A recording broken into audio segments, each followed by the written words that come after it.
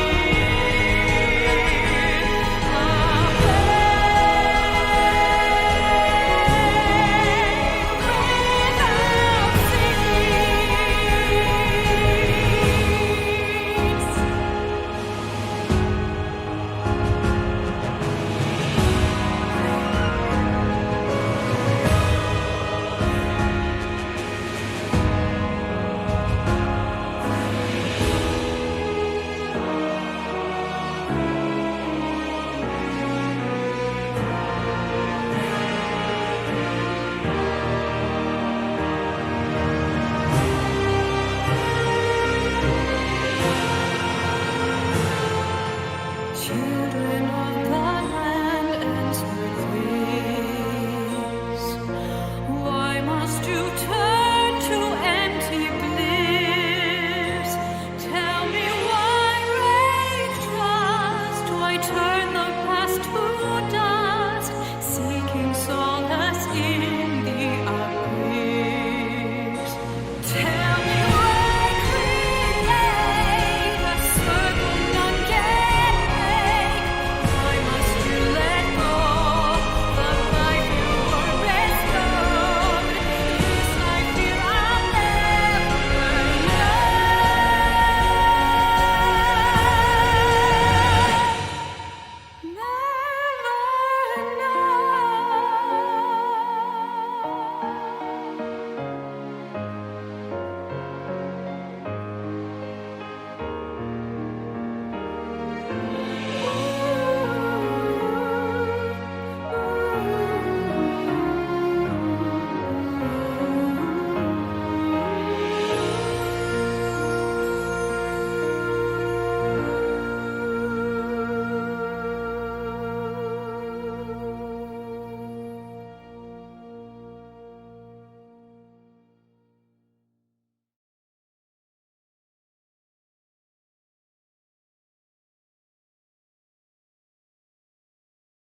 to resolve it, but I'll get my 8-year-old on it. Yeah, you sound the same as.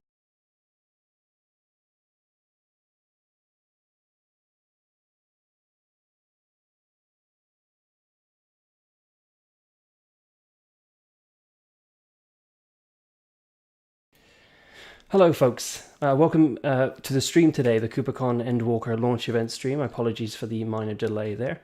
We are now all in the call. Timothy is having a few issues with his video, so we're going to take care of that in the next little while. We'll send someone over to England and see if we can get that fixed up. But I'm now going to wake up the microphones and welcome everyone to the stream. Hello folks, how are you? Hi. Hello, hi. Hello. Robyn, you look like deer in a headlight then. You just looked a little concerned. Yeah, I feel a little bit like that. It's all good. So look, welcome everyone to the stream. It's a pleasure to have everyone here today. If you're watching this live, welcome. Thank you for being here. If you're watching this on repeat, sorry you couldn't make it live, but I'm glad you're able to participate in some form. We're providing this stream today for free. We do offer an honorarium to our voice actors today. So if you do wish to support us, you can visit kupo.shop, where we have a bunch of really cool things, some of which I'll show you as the stream goes, but any and all support is appreciated. So if you do notice any audio issues or visual issues or anything as we get going, please do let me know. and I will try my best to fix it. And we do have 4 mods in the chat today, so my thanks to Alan and to Nikita and to Ant and to Rachel, who will be making sure the chat remains fairly spoiler free, because we don't want to spoil it for anyone. And I do apologize first from my part. I have been getting over a cold this week, hence why I sound so nasally. And there we go, we've got visual. Well done, Tim. Albeit slightly laggy, so It's sorry okay. about We that. can deal with lag.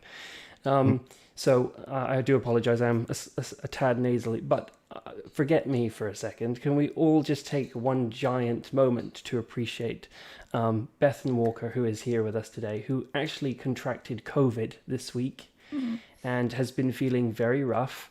And you sent me an email, I think it was yesterday morning. I think it was. And I woke, was it yesterday or was it the day before? I think it was yesterday. Yesterday. Yeah, so I woke up to it and it was the first thing I saw. And usually if you see a guest name a couple of days before, it's not good. So my eyes kind of focused and I saw the word COVID and I just went, shit.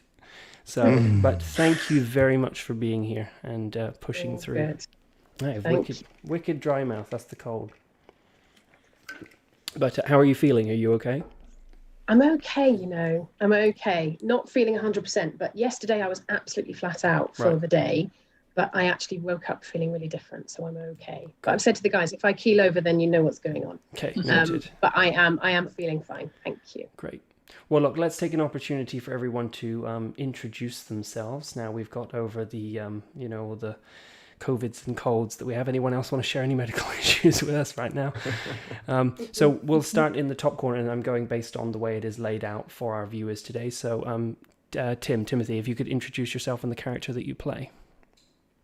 Hi, everybody. I'm Timothy Watson, and I play Urianger. As from, I think, I'm not the original voice actor, but from, I think, Heavensward onwards. Correct. Carina. Hello. Hi, everyone. I'm Carina Reeves, and I play Tataru. Tataru depends how people pronounce it, but Tataru, I think, is the most common. This is the joy of 14. No one knows how to pronounce anything. Exactly. It's never pronounced the way it's written, but I'm sure you know all about that. Peter. Hi, everyone. I'm Peter. I play Thancred Waters, and the same as Tim. I think I started from the Heavensward. I think everyone did. I think they did a complete change out. Yeah. As far as I know, I think it was the Realm Reborn. Realm Reborn was the original, and Heavensward followed it. Yeah. Bethan Walker. My name is Bethan Walker, and I play Alisaie, one of two twins, one half. Now would be a good time to say Colin very much wanted to be here this evening, but he is actually on stage right now and said it might be a little bit inappropriate to be Zooming while on stage. So we wish him the best of luck for this evening. Robyn.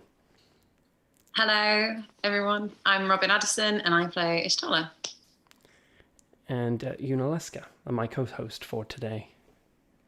Hello, my name is Yuna. I am a content creator on Twitch and a big Final Fantasy fanatic, and I am happy to see everyone here that I'm fangirling over, so thank you for being here. And my name is Alex Main. I'm the creator of KupoCon, and it's my absolute pleasure to be here with everyone today. It really is. This should be a lot of fun, and it's great to have you here too, Yuna. As a content creator, as you said, we've been watching your journey on Twitch recently, and I know that you hadn't been playing 14 for very long. A lot of 14 players have been playing for years. In fact, I remember the first time I played it was when my wife was pregnant with our first, so that has to be 7 years ago. Oof. Yeah. And you've just been playing for months, but you've must have. Do you have any idea how many hours? Because you're right up to date. So do you have any idea of the hours you put in? I have no idea how many hours I've put in, but I've been playing it for months and I couldn't stop playing, so I'm already finished. I just have a bunch of raids and stuff to do. But I think before, I never really played MMOs a lot because I just couldn't get connected to them. Me neither. But hearing the voice actors and actresses, it made me so connected and addicted to playing because I love all their voices. And so you guys, thank you for making my experience 10 times better playing this game. So thank you. Yeah, it's been awesome. Amazing. I'm sure there'll be fair bit of fanboying and fangirling as we go through. So Yeah. get ready for it. And I see it in the chat right now. But I guess a good opening question would be that are any of you, and it's fine to say no, don't worry, you will not be pitchforked. Are any of you gamers? Do any of you enjoy playing video games?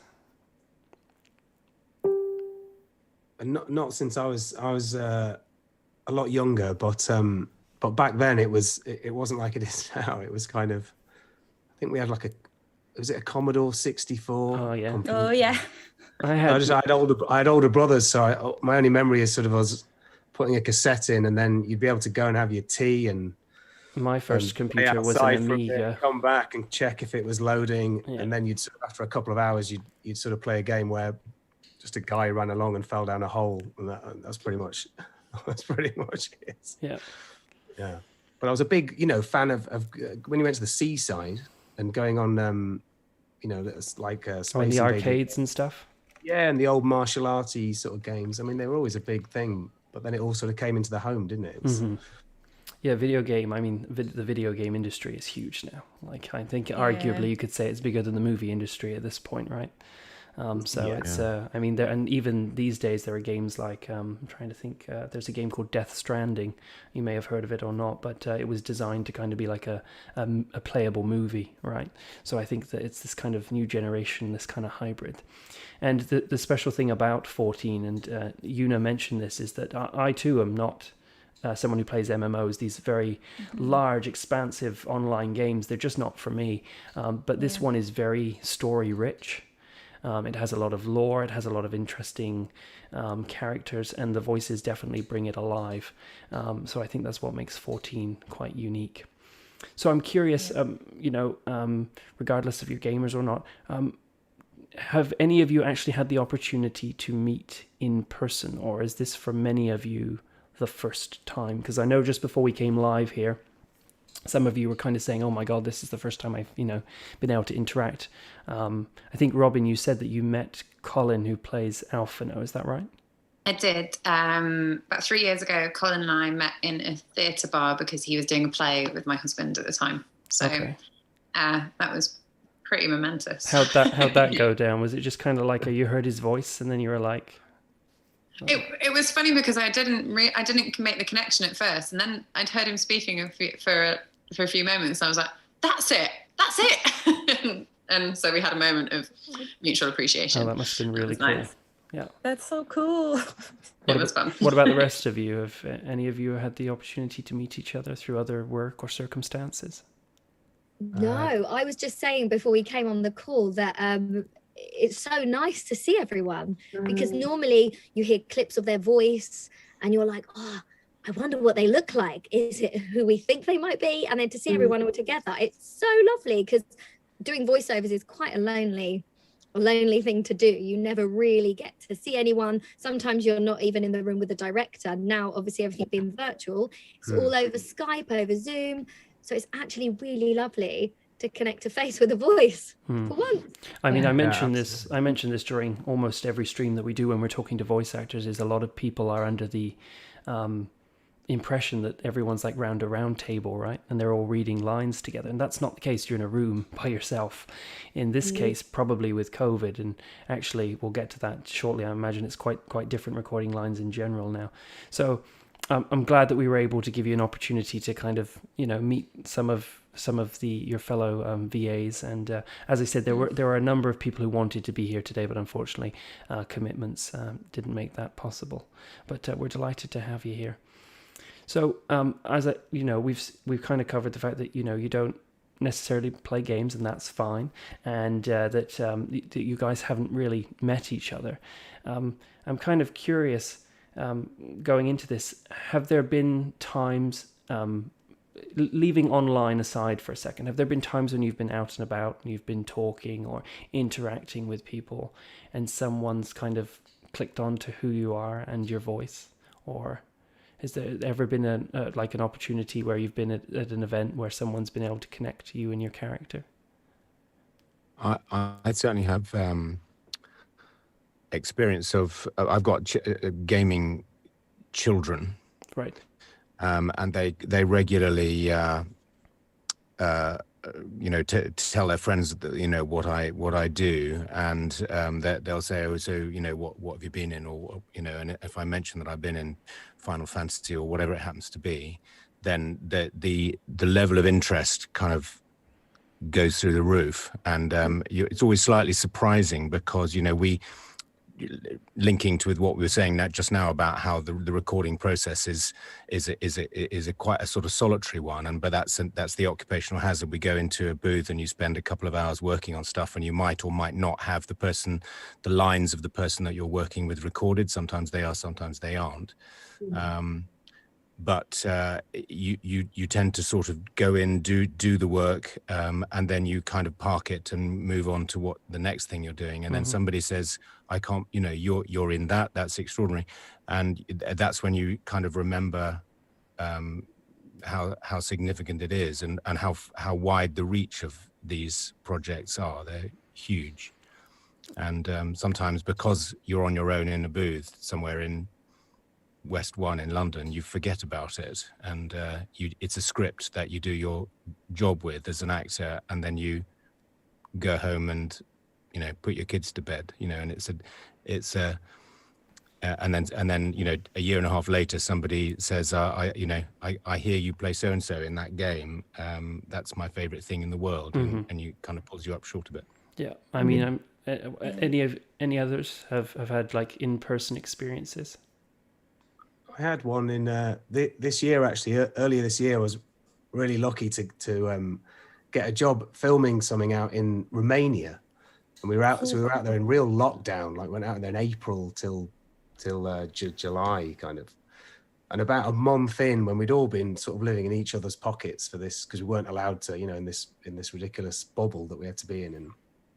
And one of the young actors, he was sort of maybe 22. We were just over a drink, said, "Oh, look, I hope you don't mind, but could we just talk about Thancred for a minute? Because I'm a Final Fantasy fan." And it really took me off guard, and I was kind of, and it was amazing. And he knew loads more than I did, but it was great because he was like, it's a real, it's a huge deal, and I sort of follow your character in the things, and it's amazing. It's sort of the most unexpected thing, And I think, with a game like this, you get connected to characters really easily, and the voice acting is a huge part of that. Time. So I'm sure you can speak on this, right? You've probably built up a rapport connection to characters. Oh yeah, and I'm gonna be honest, like Thancred made me cry already so much in the game. Like, I know maybe you guys aren't like maybe familiar with the whole game, but like if you do, like, oh my God, there's scenes where actually each of you have probably made me cry because of your voices and how well you bring to life that character. So like, I think it's safe to say that Thancred has a very intense story arc. Oh my goodness. Like it's not embarrassing, but at the same time, I like to express my emotions, especially with video games, because that's what I'm passionate about. But like I said, like you guys just bring to life all these characters, and there's just certain scenes that are just really emotional with your voices. And that's why, like, I'm not just speaking for myself, but like for all the Final Fantasy XIV, like for the whole community, it's just a game. The millions, we just feel so connected, especially hearing your voice. So I mean, it was recently announced that 14 is the highest grossing Final Fantasy, I think is what they said. It's huge. 14 actually, when it launched, bombed really badly. And then they brought other people in and fixed it up, and that's when A Realm Reborn came around. Then there was a massive change of voice actors, as you know, and then everything really kicked off after Heaven's Word, and that was very successful. And now we're just weeks away, unfortunately not days away, but weeks away now from the launch of Endwalker. Going away from like the physical stuff, what about online interactions? Because I'd like to think that you're all aware of the love that your characters get. Are you aware? Robyn looks like no. No. Oh, No. I'd say the love for Yunalescka is very vivid. Yeah. And very wide. Yeah. Let's stick with the word vivid. I think that's a safe word. Yeah. She's a beauty. Yes, she is. Yes, she is. And so, like, what kind of interactions have you had with fans? Like for example, have any of you guys done a convention or anything like that and had the opportunity to meet people? I haven't. Oh, well, we will fix that. Well, look, I mean, we have a huge event coming up in London in February. So it's an open invitation. I'm sure we could work something out. Thousands of Final Fantasy fans all under one roof. Nice big plug right there.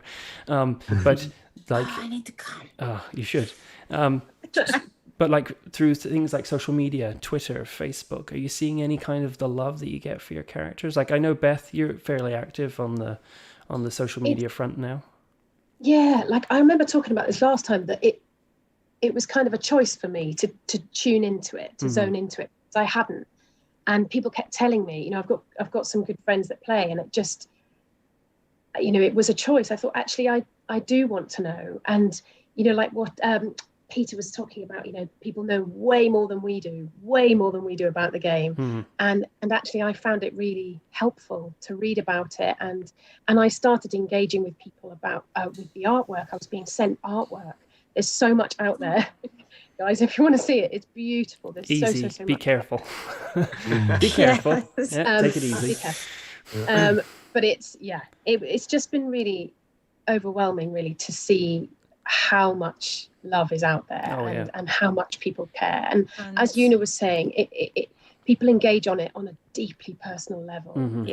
Personal level. And I've had messages from people saying that they were moved to tears by what we've been doing. And that's, that takes it beyond drama. That's taking it to a point where someone is being changed by what they've played. I think that's really amazing. And I think it's kind of common for people, for actors to, or maybe not, but from my experience is that a lot of actors are not aware of the impact that they do have. And I've used this example before. A gentleman by the name of John Bentley, he voices Barrett, and he has a very wide career. He's done a lot of TV, he's done a lot of anime. And when he got the role of Barrett in Final Fantasy VII, which is probably, one of the most iconic games of our generation and generations to come, he didn't really think it was going to be that big of a deal. He wasn't really prepared for the impact. Then he done his first event, and he was like blown away, almost to the point he was in tears, because it's such an overwhelming experience. So when I see almost that kind of blank expression on some of your faces, like, oh, why would people, like, I'd really like you to come to an event, especially something like KupoCon, which is game specific, and for you to experience what the work that you've done means to a fan. I think you'd be quite blown away. I think it would be quite an emotional it'd be crazy, I think. Probably overwhelming at the same time, but I think it would be a positive experience. So look, let's turn the clocks back. Now, Beth and Carina, we've discussed this a bit before in the past, so apologies for the repetition. But if we turn the clocks back to when these roles came around, I assume with most people it was an agent who came to you and said, I've got an opportunity. I imagine this was a good 7 or 8 years ago now, maybe longer. Or maybe not 6 years, maybe 6-7 years. It's got to be a while now. Yeah, it must be. Are most of you fairly voiceover work is something that you often do, or was any of you this your first game? Like, I know, Carina, you did Xenoblade before, didn't you? Yeah. And Robyn, you mentioned that you'd done some game performances before this. Yeah, so I just finished on Dragon Age Inquisition, right? Where I play a character called Sarah, who I get recognised voice-wise much more because I use my own accent as her. Right. Whereas for Ishtola, I'm a bit, I use RP, so I sound a bit posher. So if people were to recognise me for my voice, I think it's the tone of my voice rather than necessarily exactly how I sound. Yep.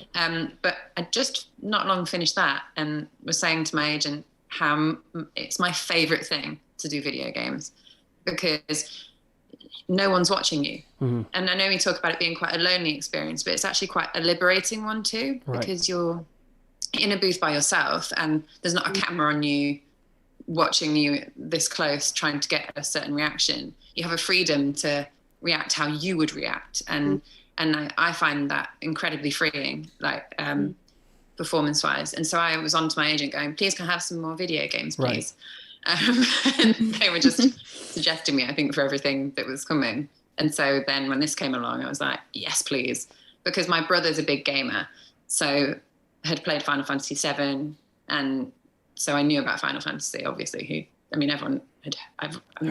Even if you're not familiar with games, if someone says Final Fantasy, you generally have an idea, right? It would be like saying Harry Potter and someone going who. It's, if someone says who. It's iconic. Yeah, exactly. It's an iconic title. It's funny that you mention it because Robyn, I didn't know what you looked like until actually I was sat with my wife. I live in Canada now, and we still like to watch a lot of the UK shows. I believe that UK TV is some of the finest TV out there. And we were sat quietly watching Doc Martin, and I was like, and a voice popped up, and I was like, the voice sounds familiar, and lo and behold, I made the connection there and then.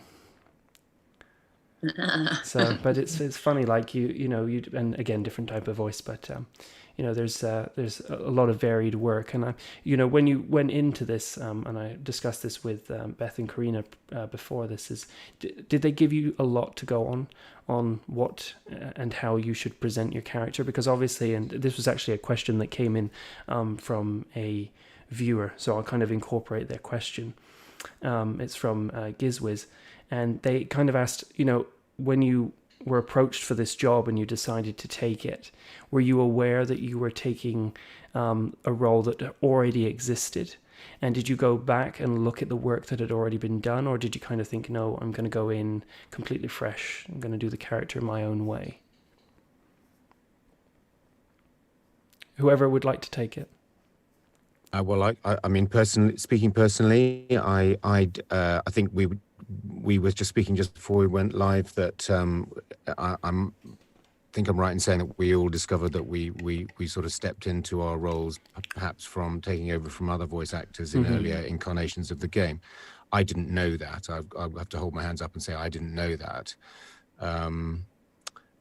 And it's a case really, from my point of view of just sort of you go with the script that you're given, and yes, we're dealing with in a video game arena, but at the same time it's storytelling. It's a script.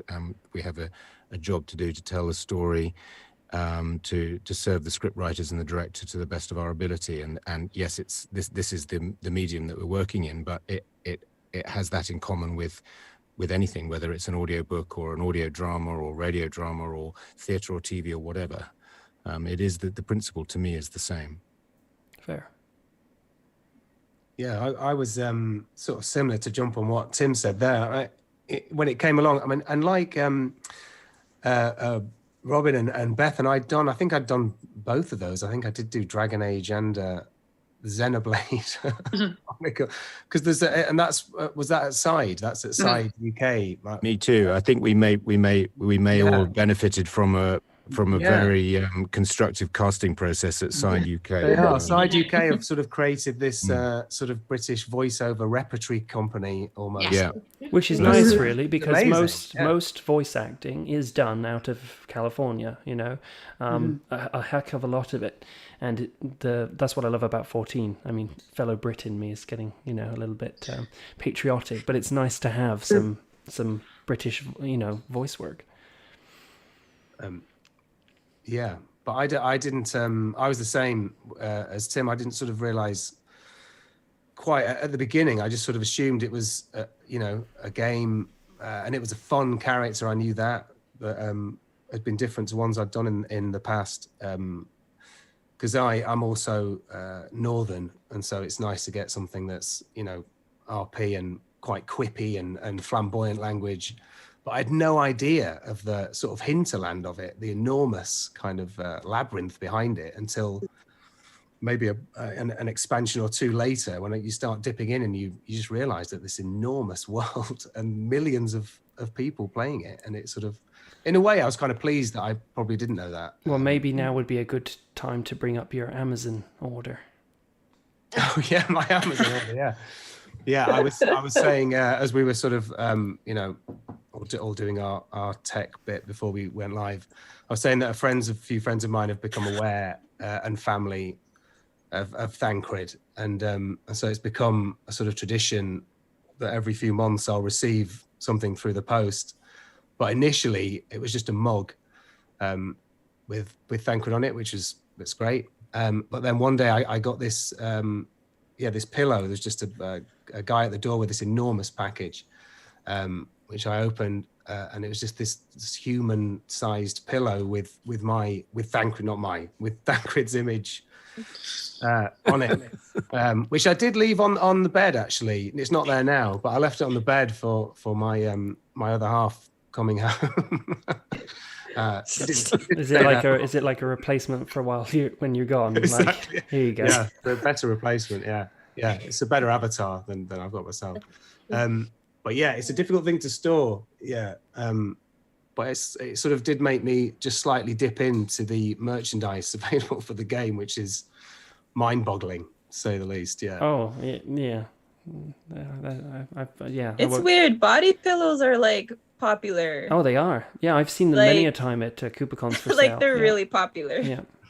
The first question you have to ask is, are they machine washable? Because that's very important for a body pillow. Yeah. Anyway, so and what so you go in, you've got these roles, and they give you they give you some general guidance, and then you kind of go with it, as you said. I know that in the past, some characters have been kind of given a much longer story arc than what we're currently aware of. For example, last time when I spoke to you, Bethan, one of the key things that you said from our chat was that you knew something and the direction in which Alisaie was going, but we hadn't got there yet. Mm-hmm. Well, I know that we can't talk about what's coming. I respect that, but I'm curious as to whatever you were referring to. Have you now been able to record that moment? Not yet. Oof. Not fully. Right. I know. Not fully. This is something that was mentioned to me. I think it was in the audition. Right. In terms of the potential full arc of her storyline, and it's just not been realised yet. So, but we never know, do we, guys? We never know how much more there is to come. We genuinely don't know, and I do find that bizarre. But even when we go in, you get your, dear Beth, dear Peter, can you record on Thursday? Of course I can. Lovely. In I go, and you get your script, but you don't know. You read the last bit, and you think, okay, that's where it's going now, but we don't know much more than that. So yeah, the answer is not yet, not fully. And again, that's something that's often overlooked, is a lot of people think that they just email you the script and go, we'll see you next week, right? It's a turn up and here's your lines, good luck. Yeah, very much so. Have you got... and the time constraint on it as well sometimes, which, because there's sometimes a lot to get through, you don't sort of get 100 takes at something. You normally do one or two with a bit of variation, and if it fits, it fits, and you're moving on. And it's sort of weird, isn't it, to think that they're just there in the ether forever. They're huge. And people play them again and again, but it was just a few seconds. I mean, I know you've done the work, and you're all fantastic, and because I hear I'm always delighted when I can hear your voices when I'm seconds to record. It's always amazing when you've got the other persons to play off, But it's not like making, spending a week doing one scene on a huge movie or anything. It sort of has its own momentum. I imagine that immediacy is a part of the great sort of joy of it, I think. Yeah, absolutely. How you just picking it up and I'm always very grateful for the people down the line. I'm hopeless with names, but I don't know if people worked with Morgan.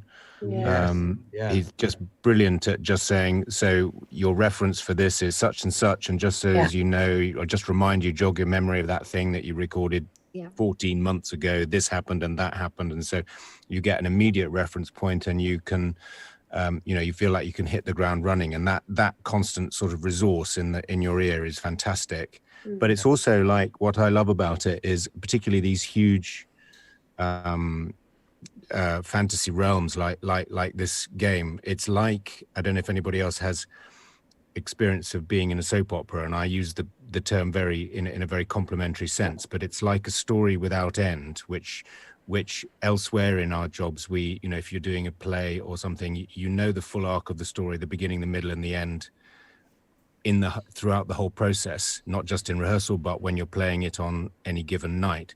But this process, the story could continue indefinitely. So what you have to do is play just what's on the page. It's not informed by anything else, which is both tricky and very liberating.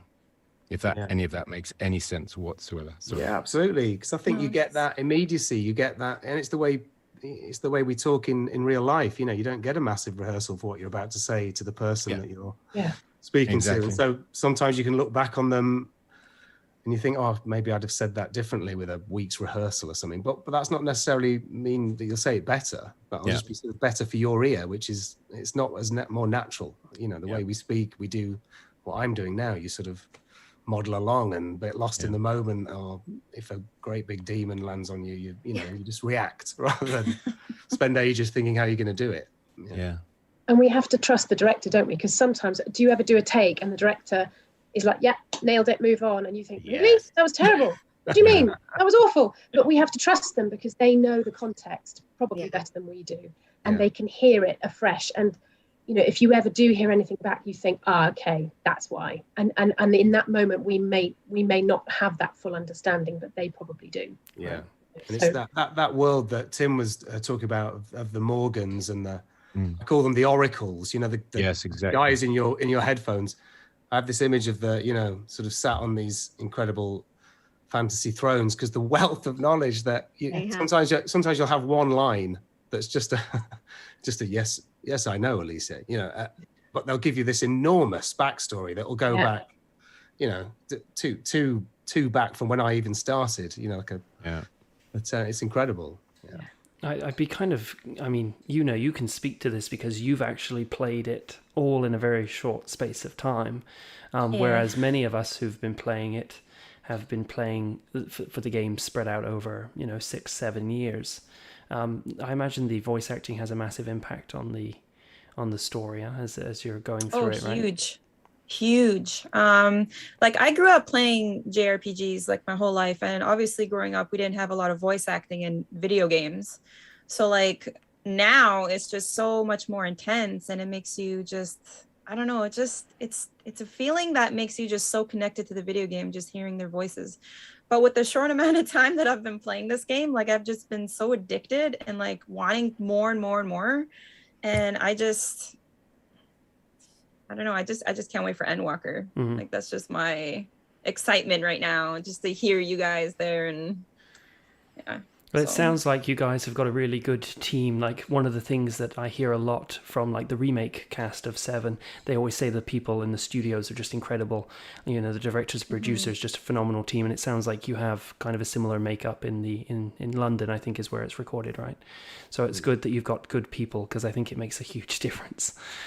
So that's well, just to big them up. I know we've already said it, but Side are a remarkably good studio, and they're fantastic. It's a fantastic place to work. We've got this new facility up in King's Cross now, but which is not quite as easy to get to, but there you go. It's the quality from direction to studio management, the engineering, everything is just second to none, I think. Awesome. And it's a fun process as well, isn't it? I can't wait to get in there when you get, it's such a great feeling when you get asked to, like you were saying earlier, when your few hours come in and you're going to go in, and even if they're not behind the glass anymore and they're just in the headphones, it's I don't know, it's just a really fun process. I mean, we normally have a bit of a laugh in there. How long would you typically be in the studio for? It depends. Sometimes I've just gone in for an hour, and sometimes I've gone in for like a 4 hour or more with a break. Right. I think it just depends. Yeah. It must be rather taxing after a while. To be quite tiring to, if you're recording lines for 4 or 5 hours. Mm-hmm. That's when I ask for a seat. Yeah. Oh, yeah. Do you get a seat? Yeah, the seat. I'm not standing for another hour. And then I'm like, sit down now. Thank you very much. That seems like a little bit of Yunalescka rubbing off on you there. A little bit of sass there. I need a chair. Do you guys have little ways of, to try and keep the mouth going and all that? I do that, piercing apples with my teeth all the time. If it's a really long session, I look like I've gone crazy in the fruit aisle of somewhere.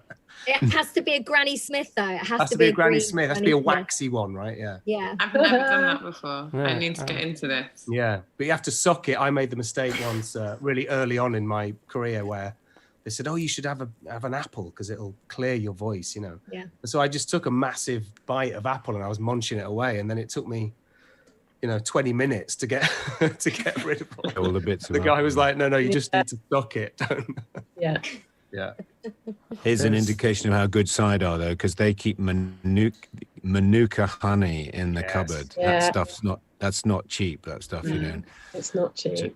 And what is that just good for the vocal cords, or? Well, it is allegedly, but some people think it's a load of old nonsense. I could do with that right now. It was good. Yeah, but I mean, in my case, in this game, Urianger is very softly spoken. It's not vocally demanding in that respect. But I have done plenty of games that I now, as you were saying, Peter, so sometimes a session will come up where they want to do a 4-hour stretch on something, and it's 4 hours of battle warfare, and know that your voice is dead after 45 minutes, and you only do that once, and then you have to say, look, I need to do this in hour-long stretches, because not only can I not speak after an hour, I can't work for the next day either. It's Right. But thankfully, I mean, just slightly to change the subject a little bit, the games, I don't know if everybody else thinks this, but games have become so much, narratively so much more interesting in over the last decade. But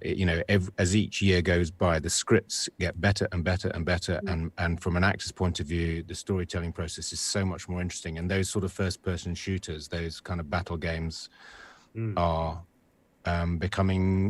seem to be becoming less appealing. Of course, I mean, I still appreciate that Call of Duty is the biggest game in the world. But even games like Call of Duty have more of a RPG feel to them now. They've got more story arc, because people. Don't get me wrong, I enjoy a game that I can just pick up, play for 20 minutes and drop, but it's nice to get absorbed. You want a game to just take over your world, right? It's something to just let go from reality, because let's face it, reality can be quite shit sometimes. Especially with COVID, right? Especially a lot of us spending time at home. So I definitely think that the story arcs of games are getting more and more interesting. I'd like to break it down on a per character basis, and I'll just go in order of how you're laid out on my screen here. But Tim, you have the opportunity to voice such a wonderful character with quite possibly the worst set of dialogue ever. I mean, there was a joke that went around when Yoshi P said that the game was going to have, I think this was for Stormblood, I think it was. He said it was going to have 30% more story content. And someone made a joke that what they did is it was basically Urianger talking for 30% extra of the time, right? Because he takes the simplest of things and just makes a paragraph of text out of it. It's so poetic, I'm curious, did you find his character a challenge? Because everything is, hath this, and it's just, it's Macbeth style, it's very, it's so old English.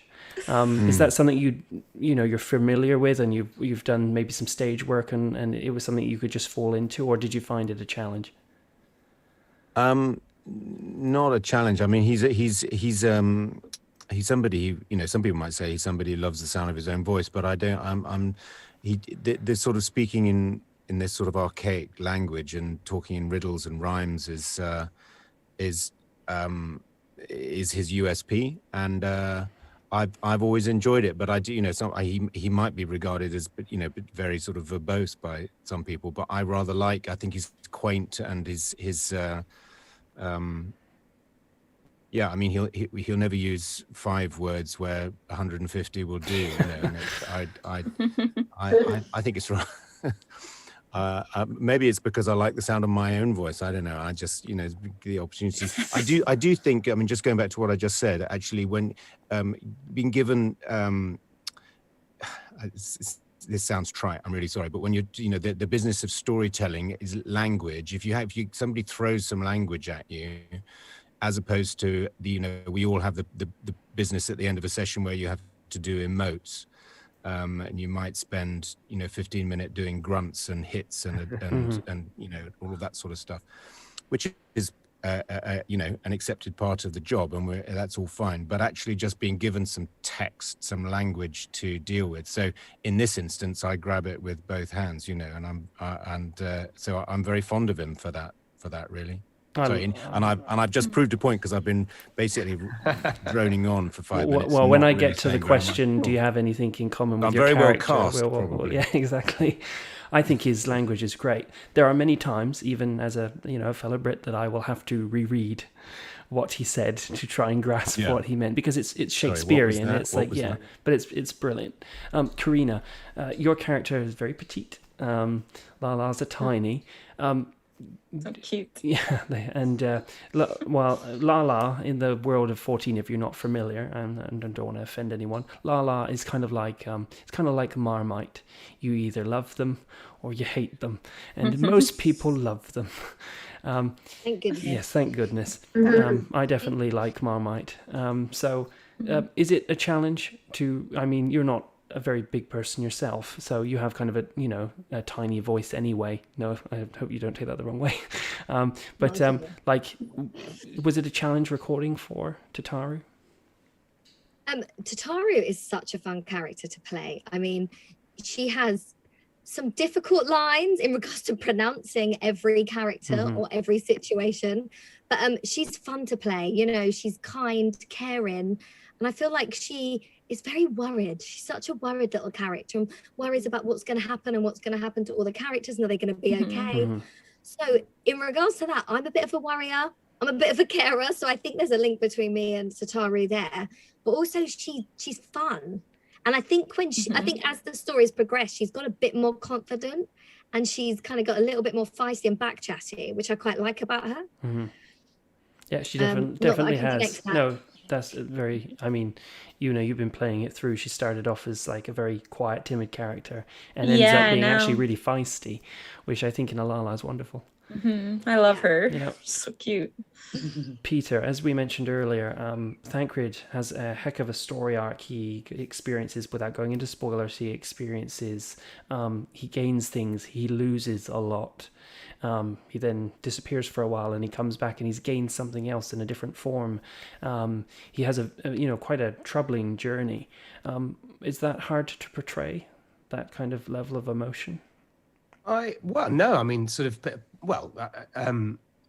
Picking up on what the others have said, it's just a joy to get something that has that kind of arc, because from when I started, he was very much what you said earlier about how much information will be given, and I was sort of shown a few pictures of him, given a bit of a breakdown, but he was very much a sort of quipping ladies' man, very sure of himself, and fun to play. But he was very much I'd go in not for huge sessions, but they'd be fun, pithy, lots of one-liners, the odd small speech. And now it's, as the expansions have gone on, he's become a really juicy, deep, troubled character, and he still can draw on that sort of charismatic, sort of Bond-esque one-liner. But he also now has this depth of loss and melancholy, and so he's not always just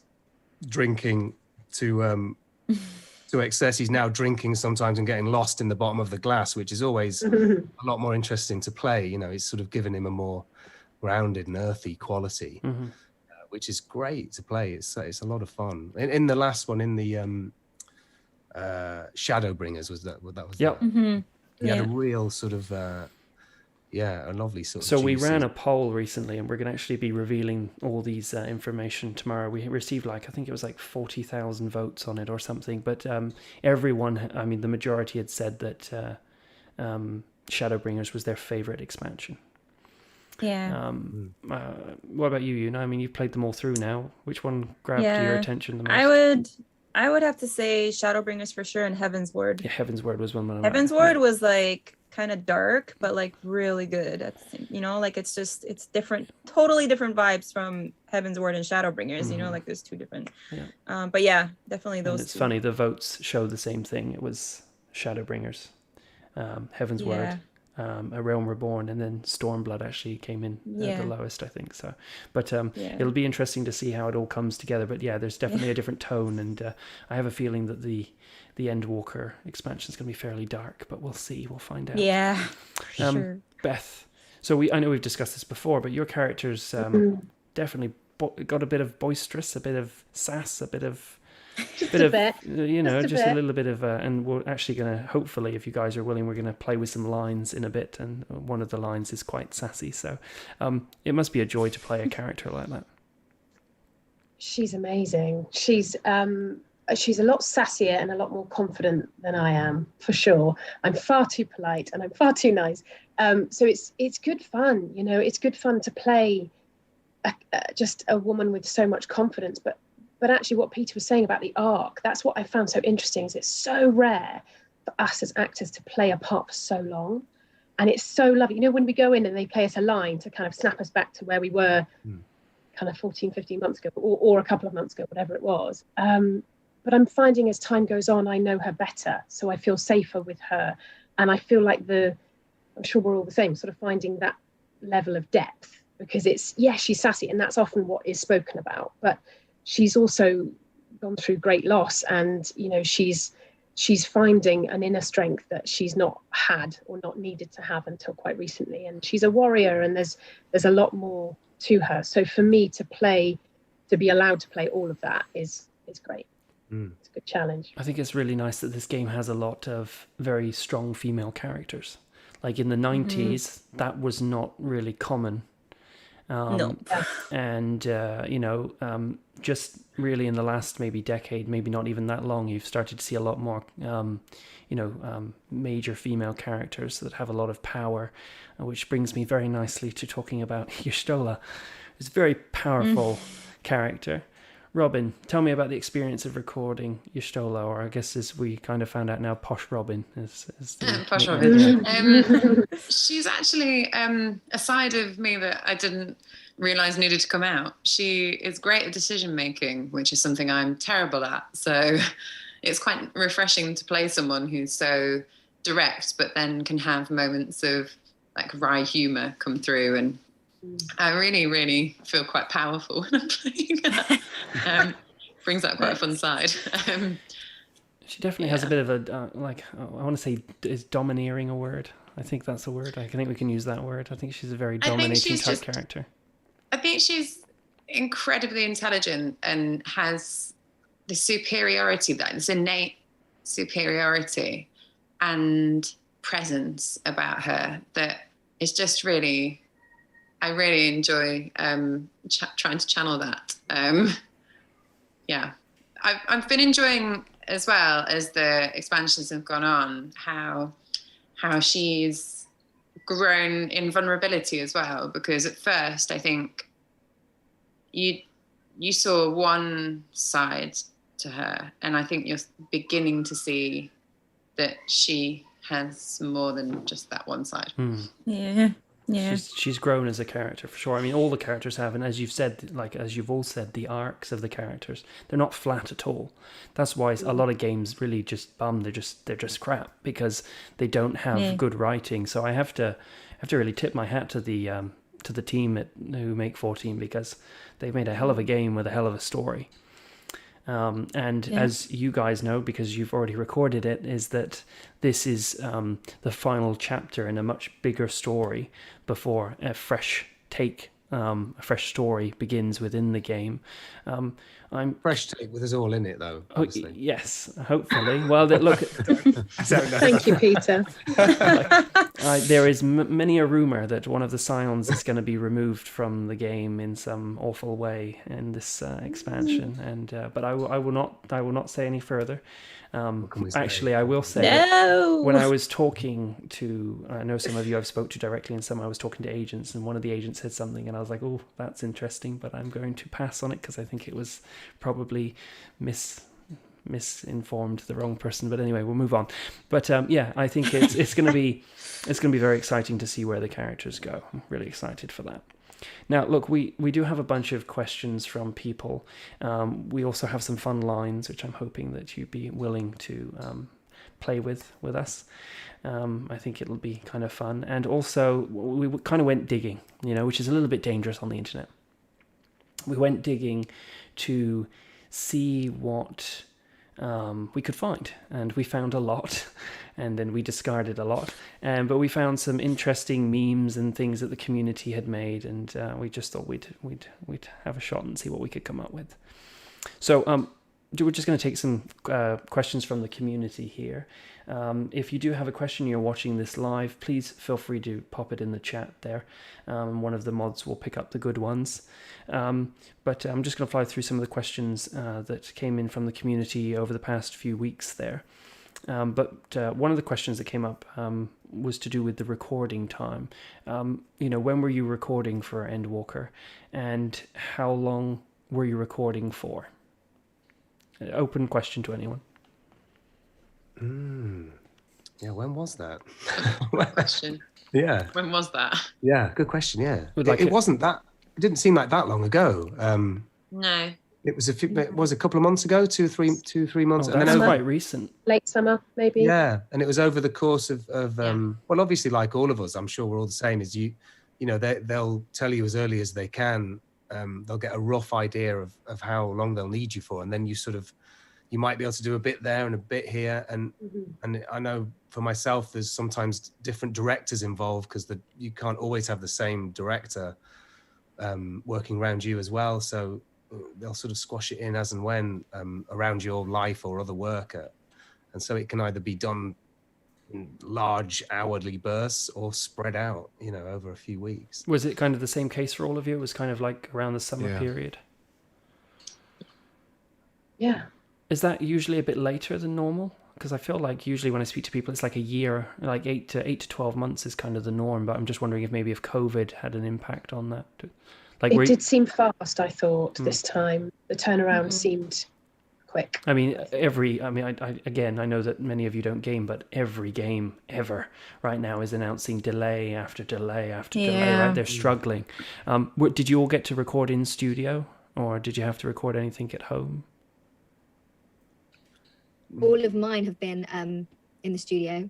Yeah, me too. But not necessarily, like I mentioned before, with the director being there. So it was just me and the, obviously, engineer. Yes, you can sort of get directors through headphones now, isn't it? Which is we had that this time. Yeah. Right. Definitely trickier, but yeah. And I'm curious, I know this is difficult to answer because we can't talk about the story, and I don't want to talk about spoiler from previous expansions, but do you know off the top of your head if, like, when you usually get the gig and you go in, do you record the expansion and then the patches of extra story that are recorded later, or have you literally gone in for 4 times or 3 times or 4 times in this case, but have you just gone in, recorded everything for a full expansion, walked away, then it's been a few years before you've been called back? Or is it the kind of thing that keeps on giving because when they deliver the game, it's quite common for them to deliver patches, right? So a patch is usually released maybe say 2 or 3 months later that has another 5 or 6 quests in it. So I'm just curious, is that recorded all in one big burst and then you don't go back to it for a couple of years, or? I think in previous expansions there's been a couple of months break between. Okay, so you must do it separate part. Then. Yeah. Okay. Occasionally we might have done it all at once, but I'm not certain what's the case with this one. Okay. Yeah. Yeah, I think you're right though. I feel like in some of the ones past, although in some I've had more to do than others. But yeah, there was definitely a break. It felt like sometimes you might just be popping in for an hour or two out the blue. It's like that would probably be the patches then. Yeah. And again, like Yuna, you've played it in one giant boom, right? Yeah. So you probably haven't felt that. But for many players who've been playing it for 6-7 years, we wait 3 or 4 months and then a patch drops and we have 10 quests. And then probably that final quest of that patch will have voice acting. I don't know about you, but when I play, because there's a lot of text in this game, it's a text heavy game, I try to read the lines in the voices of the characters. So if that doesn't sound creepy, your voices are in my head, and I try and, because I find that's the best way that you can, because there is a lot of text. It's a very There's a lot, yeah. Lore rich is an understatement, right? So I think as a streamer, I try to read everyone's I try and read what everyone says in the game. But the one I have troubles with is Urianger. Like, I wish I could pronounce everything, but then I just embarrass myself because I'm just like, I'm just going to read his in my head. It sounds awesome. And I'm just going to keep it there, because when I tell my chat or read it to my chat, I'm just like all over the place. Yeah. So, but yeah. Do you guys ever get, I always sort of am waiting in dread to get a huge passage of text which involves everyone's name, every planet, everything. Oh, I feel for you, really. Like, there must be somebody who's like constantly there going, no, that's not how you say that, because the names in this game are ridiculous. They're hard. Some of them are just like, I don't know how you say that, so I'm just gonna. I was really upset to find out for the longest time. Like, there's all different classes, right? So I've got them here. We made like stands for all the different classes that. These were made for these events. Cool. They're hard to show. I can show the viewers. You guys can't see this, but stands, where are they? Here they are. We made all these like job class stands that have all the different jobs on. And for the longest time, I was saying machinist because, I was saying machinist because that's a word that's used in Final Fantasy terminology anyway, but it was actually machinist. And I was like, the amount of words that are unpronounceable in this game is ridiculous. And it's not even that, like, from an acting perspective, a lot of the words are not pronounced even close to the way they look, right? Not even close. So how many times do you slip up in the studio? Oh, I mean, all the time. All the time, yeah. I have to physically sometimes not read the script and just listen to how it says and how it sounds, and then say it. So I'm like, can you just tell what that is? And then I have to record it because, like you say, they're not how they're phonetically pronounced. Yeah. Or sometimes have you done that thing where the engineer will trawl back to the last person that said it, because obviously you can't be in a conversation with someone because if someone said, because they're inventing new things all the time, so whoever says that thing first, that's kind of the golden standard. You all gotta say the same thing. Sometimes you're there sort of trawling back, and then you'll go to the headphones and double check with the oracles that's what was written. And, This is a fairly common thing get it wrong. in Final Fantasy in general, though, because like even with the names of summons, for example, like Bahamut, or I think Urianger says Bahamut in this one, doesn't he? I think is the way he says it. And then like every single one, every single game, they just change everything. It's just to keep you on your toes. It keeps you busy, keeps it fresh. But I don't envy you, because there's a lot of, especially during Heaven's Word with the dragons, I found they had that was like Hraesvelgr and God help you.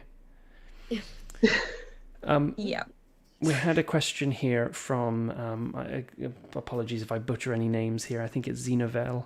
Said, would you be friends with your character in real life? Are they someone that you could bond with and connect with, do you think? Good question. Like Gishtola to be my life coach. That'd be quite nice. She could just follow me around and guide me. Make my decisions for me. That'd be quite nice. Yeah. I mean, I'd certainly I think you'd have a great night out with Thancred, without a doubt. I'm not sure I'd let him take my other half out without me there. But, I'll just leave your body pillow at home. It'll be fine. Just leave my body pillow. I love it. Yeah. You're never going to live that down now, Peter. Never live that down, yeah. Who said that? Who was saying earlier about, Peter I think that's Cushing. bloody brilliant. Yeah. I think that's great. Peter Cushing. I don't know why this question's on my list, but I feel like it's completely irrelevant, and it was really more of an icebreaker question, and it's almost like a shit-stirring question, so let's just go with it. And again, I may be butchering the name. I think it's Beat NGU. I don't know where this question came from, and it has no relevance, but let's go with it. Does pineapple belong on pizza? It's the first question you should ask anyone when you go on a date, in my opinion. If they say yes, walk out the door. No is the answer. Correct Yeah, answer. I agree.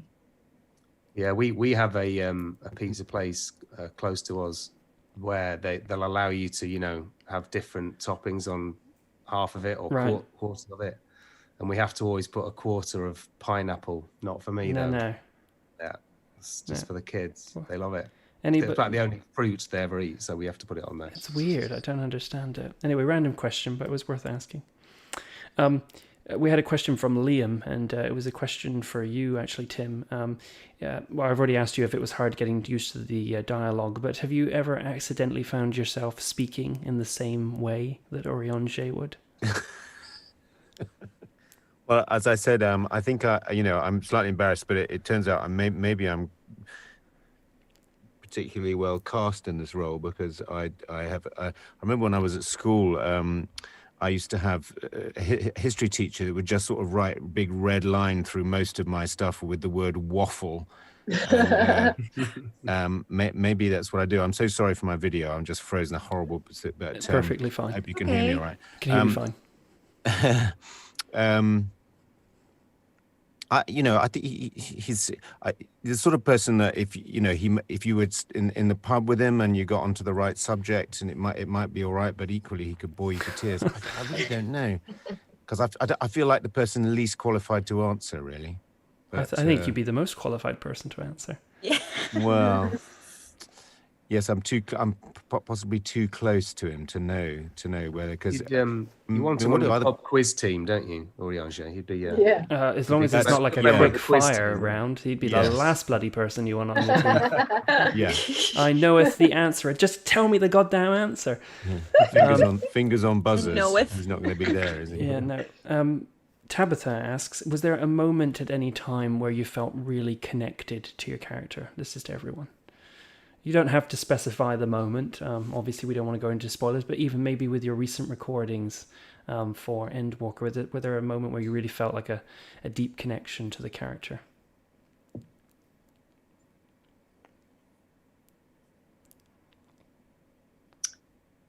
Go on. I've had a couple. You know Alisaie's relationship with Gabu. I just think, I love that. because I'm a mama of two babies, and I just remember when I was recording and the direction was take it down and just say the line as if it was your baby, and it just made all of a sudden it just made so much sense to me, the sort of maternal caring nature, and it hit me hard. And I remember thinking, I don't need to overact these things, and actually we've all got life experience that we can use. And I don't know, in that moment I just really connected with it, because I thought, okay, don't overplay it. You don't need to play the emotion. You don't need to play anything other than the truth of the line. So, and that's always stuck with me, just those moments when she went back to check how Gabu was, and when he wasn't, getting any better. Right. It just with the truth of that kind of maternalness, that really helped me in that moment.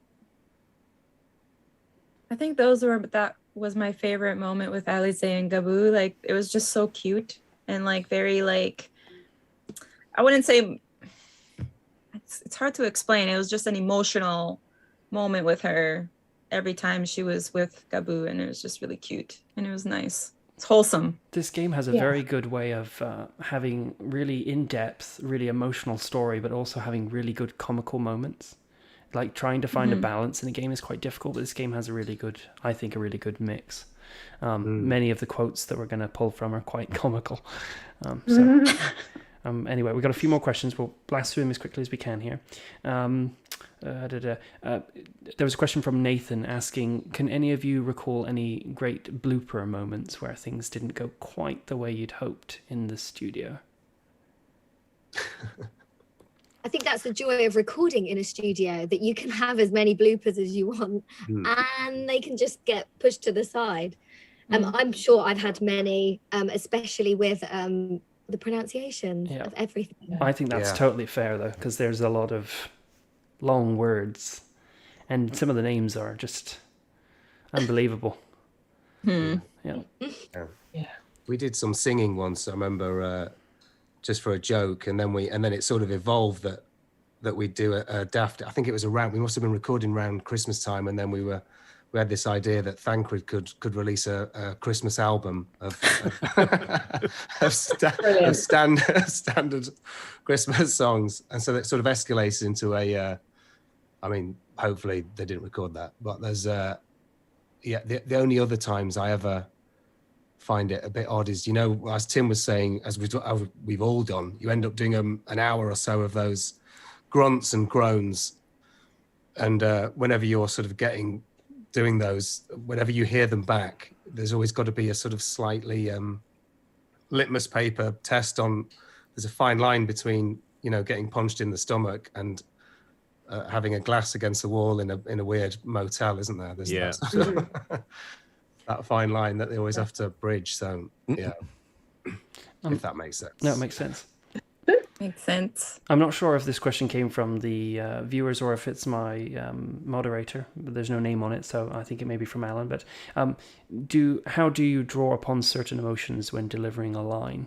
Like sometimes I hear from actors, they'll take personal experiences and try and invoke that kind of spirit within them to be able to address a line that has a lot of feeling. Maybe you're talking about a death or you're talking about something. Do you have a tendency to pull from your own life, or as actors do you just you're able to just produce?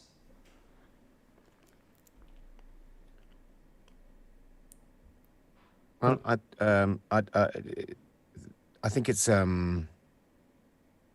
everybody has their own particular little triggers and every way of working, and the better you get to know a character, those triggers sort of fire more quickly. Mm-hmm. I imagine you would have all built up like a a connection to these characters, right? It's not like you've been recording them for like a week or two. This is years.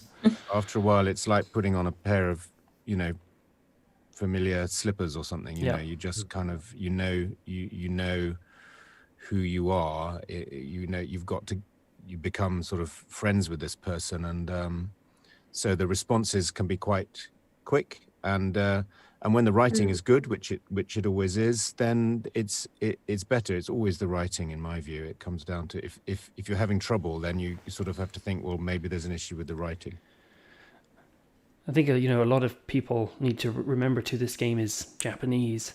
And for the localization team, it must be a heck of a challenge to, because a lot of games have to make changes to suit the audience, right? There's a big difference between gaming in Japan and gaming in the Western world, right? So a lot of the time they do have to change the way a character is portrayed, or they express themselves because it may not work in that country, right? So the localization team do an incredible job at what they do. I definitely tip my hat to them. Yeah. Let's have a look here.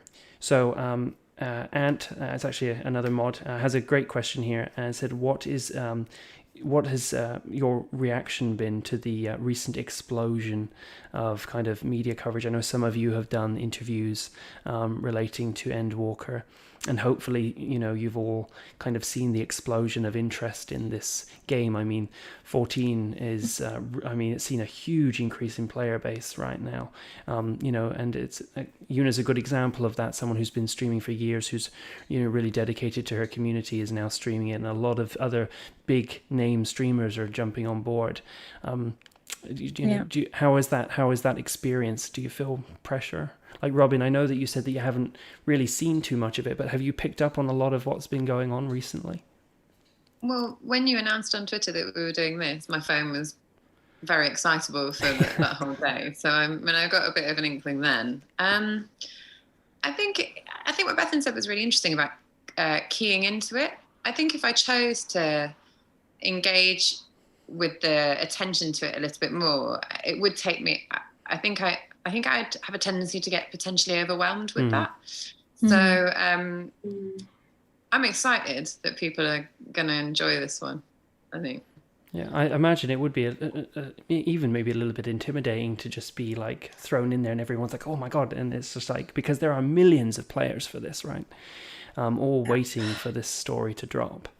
Some of us have, you've just wrapped things up, but many of us have been waiting a couple of years for the next major expansion, right? So it's kind of exciting. What about the rest of you? Have you been able to experience?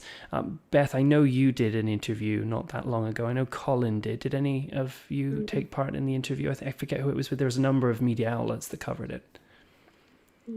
I did some questions. Sorry, Tim, you go. You go? Well, yeah, just some, I think some online, presumably some online gaming website stuff I've done. I'm the world's worst at social media, so I'm always behind the curve on these things, but my agent ticks me off routinely and says, this is going on, this is... you have noticed this, haven't you? And I kind of shrug shamefully. But even with my sort of Luddite approach to it, I'm aware of the stir that it's causing. Yeah, I was really surprised because I did the same as Tim. I think a few questions for various websites, sort of magazine style. But I was amazed just how specific the questions I was being asked were. I think it's the first time I've really realised that. Oh wow, okay. So I almost had to go back to school on myself, on the character myself, and dig it back and remember all those times. But it was the first time it really made me look back at the cutscenes, because I asked a friend who'd done, because I've done, as you all have, the same, quite a lot of video games in the past, but. It was amazing. It was to really watch them in that style, and then see you all do all your stuff, because normally we get snippets, don't we? Sometimes if it's ready, you get little snippets, picture when you're recording, but most of the time, no. Is that quite beneficial to have that? It can be, and it can't be. I think sometimes it's normally when you have to fit it into a certain time. Some lines that have to be fit into a certain time, and inevitably, because of the different languages that you're changing from, a short line can turn into quite a long speech, and vice versa, and so you end up in that world where you're just trying to make it work. Sometimes you can't have the entire freedom that you do in some of the other bits. No, it's understandable. Well, look, we've gone through a bunch of questions, but I'd like to, if we can, have a little bit of fun. And I say fun, but I hope it will be a fun experience. But as I said, we trailed the internet and we went through cutscenes and we tried to find things that we thought were good. And I'd like to start, if I may. I might as well start with you, Tim, if you don't mind. Now, there's this... For some reason, Urianger has become like... Do you have the general understanding of what a meme is? Yes. So basically, for some reason, Urianger has become like meme superstar. There are more memes of Urianger out there than I can possibly... we could spend an hour just doing that. But one of the fun things of playing 14 is that you could be in a dungeon running, doing content or whatever, and someone will say, oh no, you don't do your rotation, like your moves, you don't do it in that order, you should do it like this. And it's quite common for someone to turn around and go, yeah, that's nice, but you don't pay my subscription. I'll play the way I want to play. It's quite a common thing to come up if, things get heated. And there is a brilliant... there's a brilliant meme that has become kind of, I think, a lore of its own, which is it's got Urianger's face on it. So I'd like, if you were willing, to read this line in Urianger's voice. It may mean nothing to you, but I guarantee you this will appear somewhere on the dark web within hours. So. Okay. You just want me to go ahead and say it? Yeah, go for it. Thou payest not mine sub. Brilliant. For some reason, it became this thing that there was just everywhere. Thou payest not mine sub, and it just has Urianger like pointing, and it's just become this huge thing. Don't ask me why these things happen. And actually, forgive me, but this was the best thing I have ever seen on the internet. Like, truly, I think it's the best thing. Tim, are you familiar with the song? I can't believe I'm doing this. Are you familiar with the song, My Milkshake Brings All the Boys to the Yard? Alex. Are you familiar with that song? I'm sorry to say I'm not. Okay. I probably should It's be, okay. but I'm not. You don't really need to be. The song will speak for itself. If you could read this in Urianger's voice, I swear the world will be a better place. So you might want to stretch that out.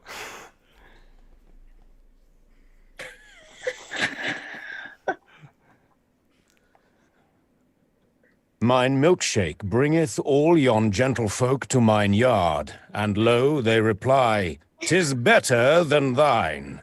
Verily, 'tis better than thine. I could apprentice thee, but I would levy a fee." If that's not turned into a YouTube video with like sound in a very short while, I guarantee you someone's going to break that up and make a bloody brilliant YouTube video with millions of hits. That's fantastic. I don't know who's That was responsible perfect. for that, but that's brilliant. fantastic. That's Christmas number one. Yes. Maybe Yes. it's a John Lewis Christmas advert. That really is. That was brilliant. Thank you for doing that. And Pleasure. yeah, the original has nothing on that. That was great. But whoever wrote that's phenomenal. Oh, the internet for you. Okay, well, look, let's go with some serious lines. These are lines from Thancred. Thancred has a tendency to be a little bit shorter with his lines and a bit more intense.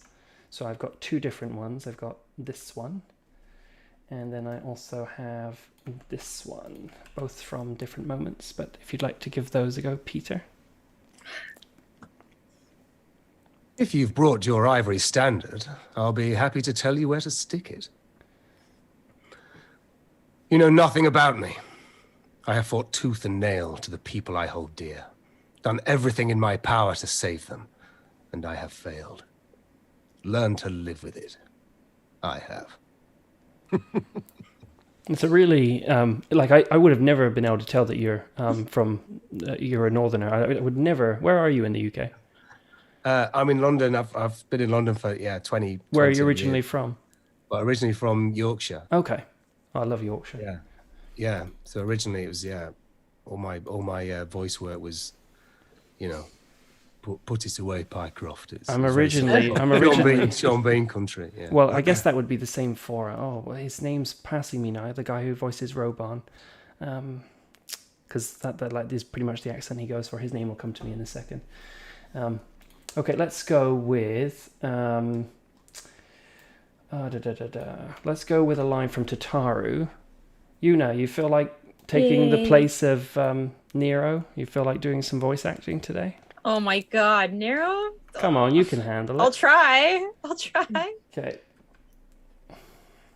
Okay, so you can take Nero and Carina will take Tataru.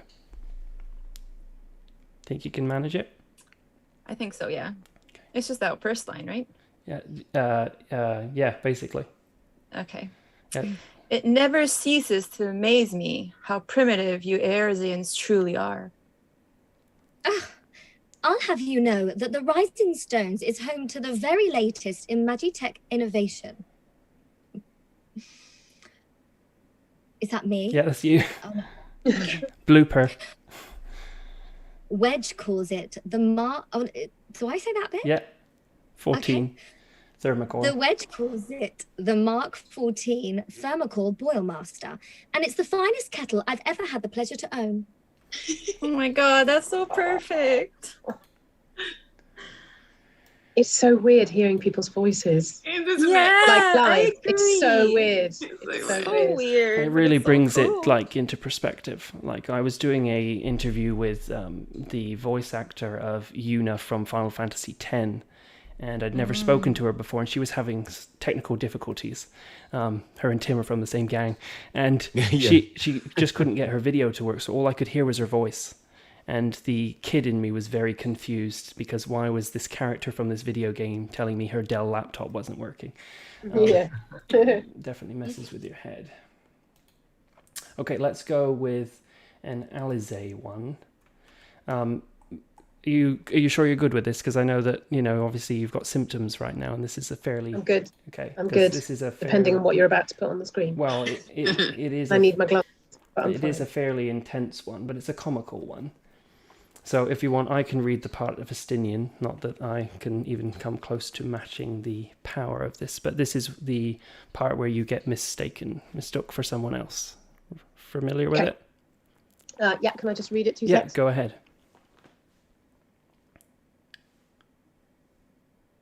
I can remember it. You remember okay, it? I'm there. I'm there. I remember it. Okay. Good. It's a nice power line. Okay. You look an ilm taller and twice as rugged. It suits you, Alphino. Quieter, though. Have you been giving him lessons on how to be the strong, silent type? I am not Alphino! If the two of you are such firm friends, perhaps you should remember what he looks like. And what do you mean, rugged? Oh, had my brother mentioned what an oaf you are, I'd never have bothered looking for you in the first place. Oh my god, that was perfect. It must be fun to record that in a booth. Well, this is what Robyn was saying. We're like letting out this stuff that we Yeah, don't it must be normally like let quite good for like Great most fun. people have got a punching bag. You guys have got a booth and a microphone. Yeah. We're voice actors. Okay, how about we go with this one, which is a good one. This is between Y'shtola and Urianger. Okay. Feel free to take a little read ahead of time. It's not too long ago. Oh, I love this scene personally. Sorry. Yuna's having a moment. It's nice. It was a really nice scene. Look familiar? Familiar. Okay, Robyn, whenever you're ready. Would you describe it to me, Urianger? Paint for me a picture with your words. A sea of shimmering stars. Diamonds strewn across a raven gown, boundless and beautiful. 'Tis an exquisite sight, not unlike that of the source. Calm and gentle and forgiving. I can see it. For however deep the void or wide the expanse, there is no shore so distant as to be beyond the reach of light. Ominous though that may sound, given our present travails. Really great. So lovely. Urianger's voice is like buttery smooth. Like you could, you know, just flows. And it was a really, really touching scene too, because it's quite easy to forget. Again, I don't want to spoil it, but Y'shtola has a slight disability, so and it's sometimes quite.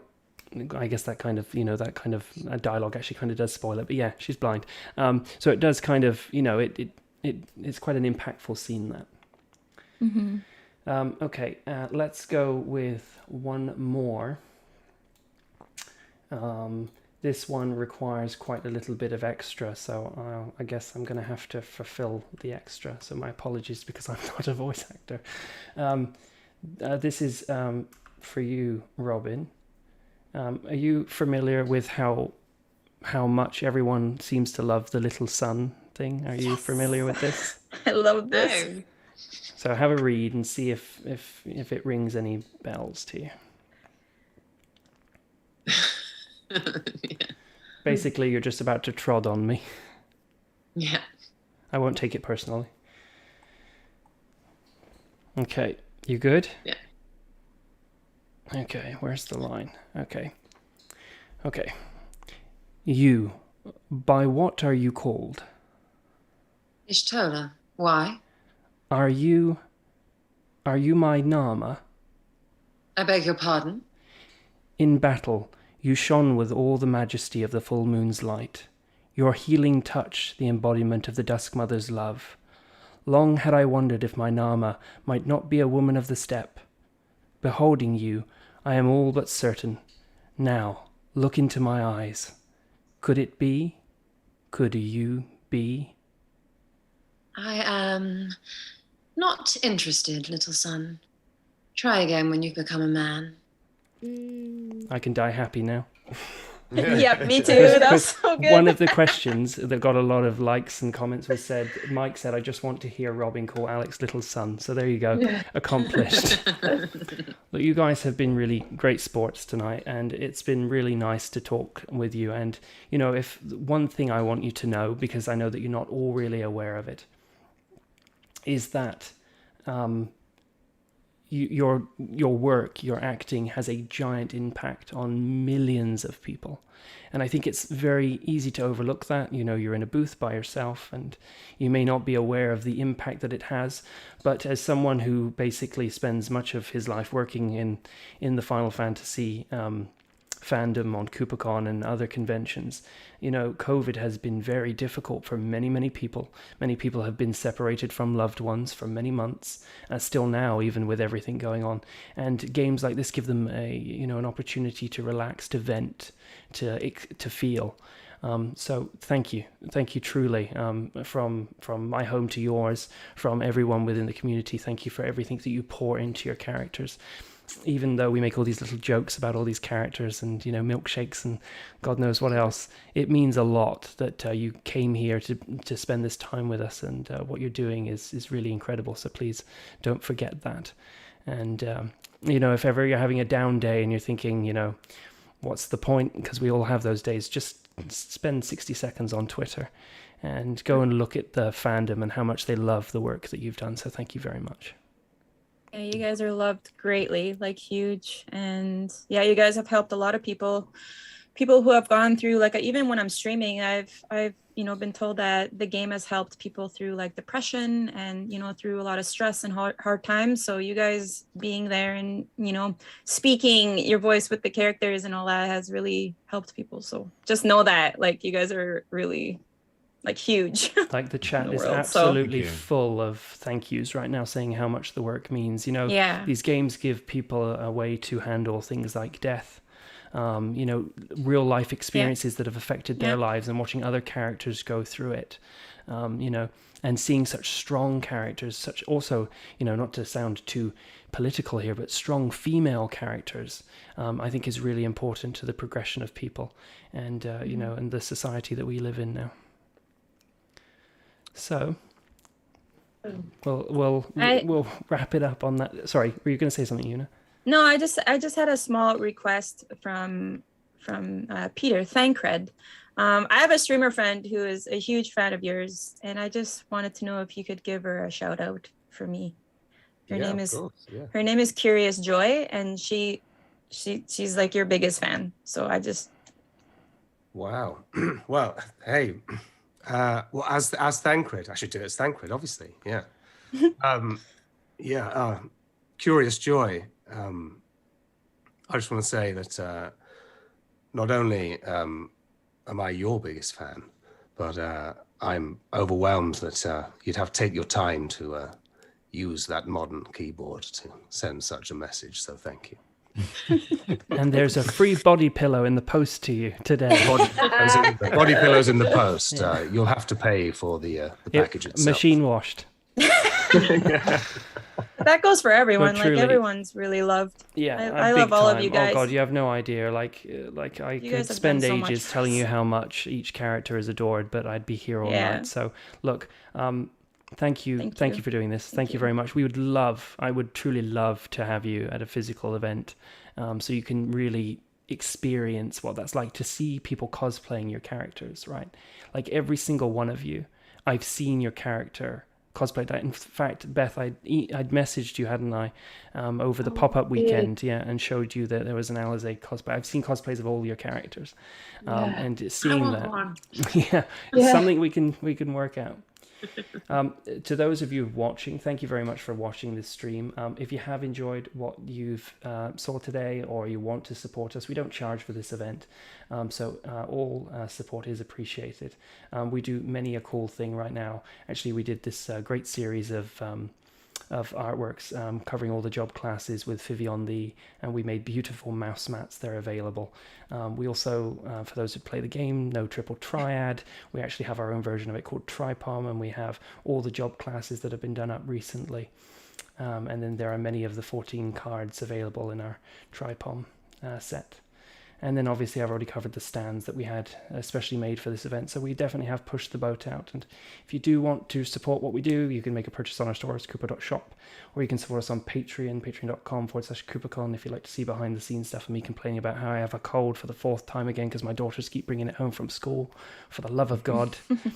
And if you don't have the finances to support us, that's perfectly fine. Just knowing that you're here is wonderful. So do follow us on social media. Well, to everyone watching, thank you very much for watching. Thank you to everyone who's going to watch.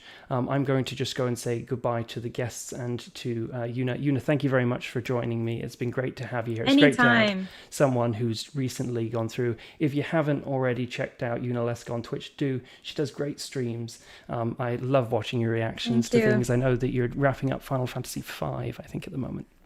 Yep, so wrapping it up and then back to 14. Very nice. So anyway, thank you to everyone who joined us today. I'm going to sign off from the call here on YouTube, but I'm just going to say goodbye to the guests afterwards. So guests, just hang fire with me just for one moment. But yes, thank you so much, everyone. It's been an absolute pleasure. And if my milkshake isn't on YouTube by tomorrow, I will be very, very disappointed. Thank you. Thank you very much. Thank you, everyone. Oh, thank you.